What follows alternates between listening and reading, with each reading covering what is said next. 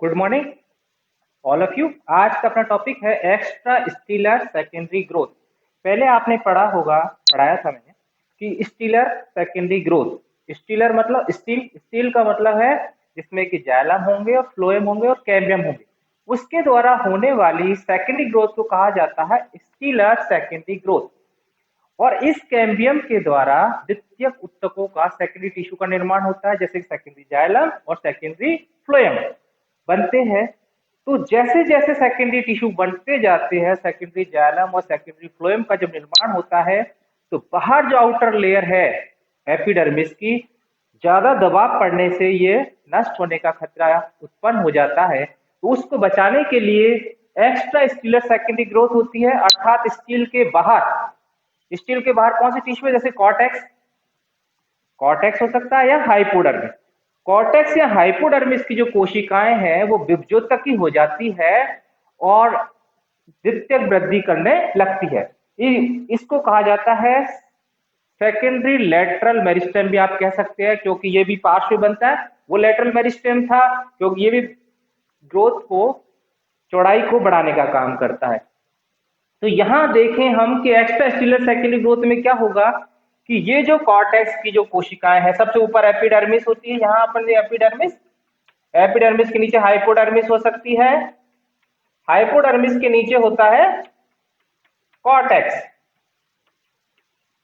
Cortex पाया जाता है।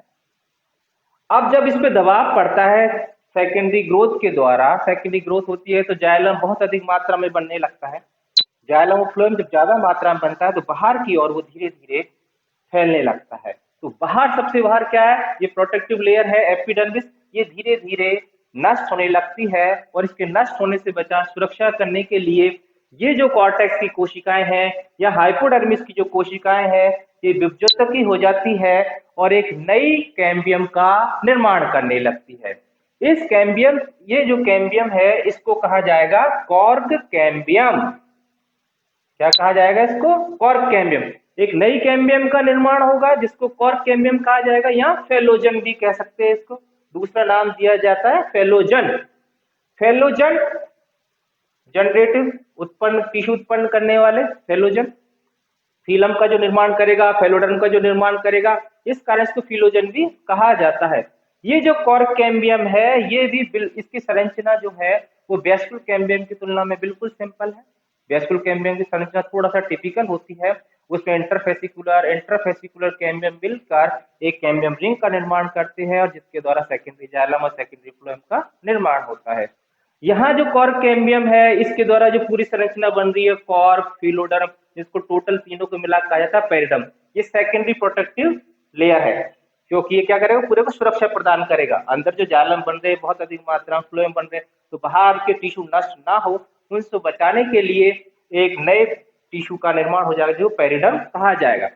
तो सबसे पहले क्या होगा कि ये जो कॉर्टेक्स है या हाइपोडर्मिस कोशिकाएं हैं, ये विभज्योतकी हो जाती है और विभज्योतकी हो जाने से, एक मेरिस्टेमेट होने से एक नई कैम्बियम का निर्माण करती है जिसे कॉर्क कैम्बियम कहा जाता है। ये कॉर्क कैम्बियम की कोशिकाएं होंगी, उसमें इंटरसेलुलर स्पेस नहीं पाए जाएंगे, पास पास होंगे, सक्रिय होगी इसकी कोशिकाएं, एक्टिव होती है, लिविंग होंगी, कोशिकाएं पास पास होंगी, इंटरसेलुलर स्पेस में नहीं पाया जाएगा। और ये जो कॉर्क कैम्बियम है, ये कॉर्क कैम्बियम, ये कॉर्क कैम्बियम बन गई। ये कॉर्क कैम्बियम पेरिक्लाइनल डिवीजन द्वारा बाहर की ओर और अंदर की ओर, जैसे कि कैम्बियम वेस्कुल कैम्बियम निर्माण करती थी, बाहर की ओर टिश्यू और अंदर की ओर दोनों दिशाओं में ऊतकों का निर्माण करती है। तो यहाँ जो ये कॉर्क कैम्बियम है, ये बाहर की ओर जो कोशिकाएं बनाती है, ये कोशिकाएं थोड़ा सा कॉम्पैक्ट होंगी, बिल्कुल पास पास होंगी कोशिकाएं, ये कोशिकाएं बनाती है, इसको कहा जाएगा कॉर्क। शुरू में तो ये कोशिकाएं लिविंग होती है, लेकिन बाद में इनके ऊपर सुवेरिन और लिग्निन का जमाव हो जाने से ये कोशिकाएं डेड हो जाती है। इसमें इंटरसेलुलर स्पेस नहीं पाए जाते हैं। और ये सुवेरिन का जमाव होने से क्या होगा, सुवेरिन एक मोम जैसा पदार्थ है, इसका जमाव होने से जो कोशिकाएं हैं वो जल के लिए और वायु के लिए अपारगम हो जाती है। अर्थात ये जो अपारगम हो गया था, इसके इसके बाहर ना तो पानी, और पानी नहीं जा सकता, ना ही जल जल और वायु का प्रवेश नहीं हो सकता। वायु रोधी हो गई, जल रोधी हो गई, साथ में ऊष्मा रोधी का भी ये काम करता है। इसलिए आपने देखा होगा कि कॉर्क की जो कॉर्क बनाए जाते हैं, बहुत लोगों पर कॉर्क लगाए जाते हैं, वो इसी के बने होते हैं। क्वेरकस के बनाए जाते हैं। क्वेरकस एक प्लांट है, इसमें बहुत अच्छी कॉर्क का निर्माण होता है। तो क्वेरकस से कॉर्क बनती है। ये कॉर्क क्या है? यही कॉर्क है, जिसको दूसरा नाम दिया गया है फीलम। तो कॉर्क कैम्बियम बाहर की ओर जो कोशिकाएं बनाएंगे उनको कहा जाएगा कॉर्क, और अंदर की ओर ये जो कोशिकाएं बनाएंगे, क्योंकि ये जो कॉर्टेक्स है वो प्राइमरी कॉर्टेक्स था, तो अंदर की जब जो कॉर्टेक्स बनेगा इसको कहा जाएगा सेकेंडरी कॉर्टेक्स, क्योंकि पहले वाला कॉर्टेक्स तो पूर्व में बना हुआ है। तो बाद में जो अंदर की तरफ जो कोशिकाएं बनेंगी उनको कहा जाएगा सेकेंडरी कॉर्टेक्स या फिलोडर्म। तो यहाँ ध्यान रखने वाली बात ये है कि कैम्बियम में जिस प्रकार से अंदर की ओर सेकेंडरी जाइलम बहुत अधिक मात्रा में बनता है, उसी प्रकार से कॉर्क कैम्बियम भी अंदर की ओर सेकेंडरी कॉर्टेक्स बहुत अधिक मात्रा में बनाती है, बाहर की ओर कॉर्क कम मात्रा में बनाती है। ये जो कॉर्टेक्स है, सेकेंडरी कॉर्टेक्स बन रहा है, इसमें हरित लवक हो सकता है, इंटरसेलुलर स्पेस इनमें पाए जाते हैं, मृदुद्वीप कोशिकाएं हैं, और ये लिविंग होंगी।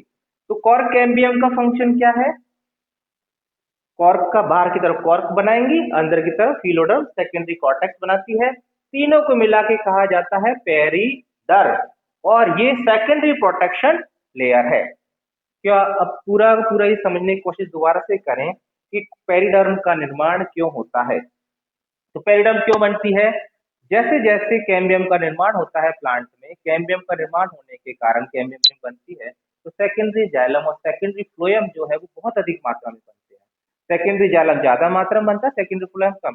तो जैसे जैसे अधिक मात्रा में कोई चीज बनती जाएगी तो बाहर की तरफ ये क्या होता है, फैलती जाती है और बाहर की तरफ धक्का देने लगती है चीजों को। तो उससे क्या होगा कि जो बाहर की जो कोशिकाएं हैं वो नष्ट होने से बचने के लिए एक सेकेंडरी प्रोटेक्शन लेयर बन जाती है, इसको कहा जाता है पेरिडर्म।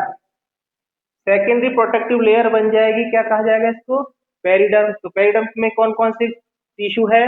कॉर्क कैम्बियम है, कॉर्क है, फिलोडर्म है। तीनों को याद करेंगे, कॉर्क कैम्बियम फिलोजन, कॉर्क कैम्बियम कहा जाएगा फिलोजन, कॉर्क को कहा जाएगा फिलम, और फिलोडर्म को कहा जाएगा सेकेंडरी कॉर्टेक्स। तीनों को अलग अलग नाम दिए गए हैं।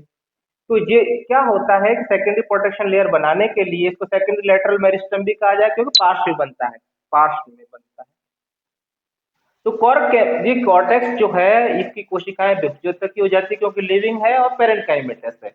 इस कारण से इसकी जो कोशिकाएं होती है कॉर्टेक्स की वो विभज्योतकी हो जाती है और एक नई कैम्बियम का निर्माण करती है, जिसे कॉर्क कैम्बियम कहा जाता है। ये जो कैम्बियम की जो कोशिकाएं होती है वो सिंपल संरचना है, बिल्कुल इसकी संरचना जो होगी वो सिंपल होगी। पास पास की कोशिकाएं होंगी और ये सक्रिय होंगी, इंटरसेलुलर स्पेस में नहीं पाया जाएगा। ये कॉर्क कैम्बियम भी वैस्कुलर कैम्बियम के समान बाहर और अंदर दोनों ओर नई कोशिकाओं का निर्माण करती है।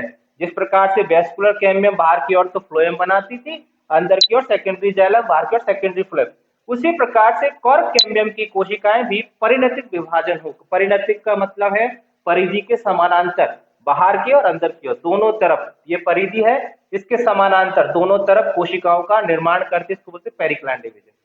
तो बाहर और अंदर की ओर नई कोशिकाएं बनाती है। तो अंदर की ओर जो कोशिकाएं बनाती है इनको कहा जाता है सेकेंडरी कॉर्टेक्स, जो कि बहुत अधिक मात्रा में, सेकेंडरी कॉर्टेक्स ज्यादा मात्रा में बनता है। ये जो कोशिकाएं होंगी वो इंट्रासेलुलर स्पेस पाए जाएंगे और पेरेन्काइमेटस होंगी, लिविंग कोशिकाएं होती है, इसको कहा जाता है सेकेंडरी कॉर्टेक्स या फिलोडर्म। बाहर की ओर कॉर्क कैम्बियम की जो कोशिकाएं हैं ये पास पास कम मात्रा में बनाती है और इनको कहा जाता है कॉर्क। इस शुरू में तो लिविंग कोशिकाएं होती है, लेकिन बाद में क्या होगा, इनके ऊपर सुवेरिन का जमा हो जाने से ये जो कोशिकाएं होती है मैच्योर होने पर डेड हो जाती है, सुवेरिन का जमा हो जाएगा। इस कारण से ये जल के लिए और वायु के लिए प्रोटेक्शन, जल और वायु यहाँ से एक स्थान दूसरे स्थान पर आ जा नहीं सकता है। साथ में ये ऊष्मारोधी भी होती है, इस कारण से क्वर्कस प्लांट से जो कॉर्क बनता है, इसी कारण बोतलों में जो कॉर्क लगते हैं वो इसी के बनाए जाते हैं। तो तीनों की संरचना स्पष्ट हो गई।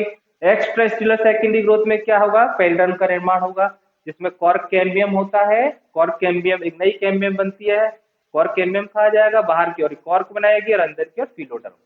अंदर बहुत अधिक मात्रा में सेकेंडरी कॉर्टेक्स, बाहर कम मात्रा में कॉर्क का निर्माण होता है। ये extracellular secondary growth. Thank you.